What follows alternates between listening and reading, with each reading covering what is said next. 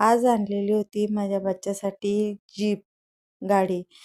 त्याचं खूप चालू होतं, की मला गाडी पाहिजे, गाडी पाहिजे. मग त्याच्यासाठी गाडी घेऊन आणली.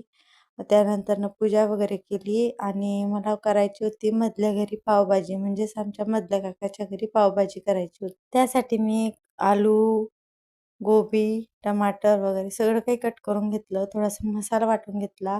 त्याच्यात थोड्याशा मिरची टाकली, लसूण, अद्रक, कोथिंबीरचा पेस्ट करून घेतला आणि कांदा बारीक कापून घेतलेला होता. टमाटर बारीक कापलेलं होतं, शिमला मिरची.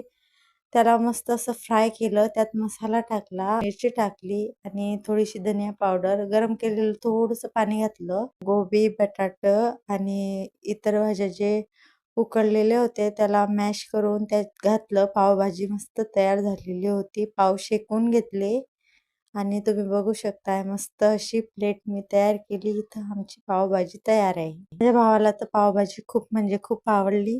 तुम्हाला ही रेसिपी कशी वाटली कमेंटमध्ये नक्की सांगा आणि मोठा व्हिडिओ यूट्यूबला आलेला आहे.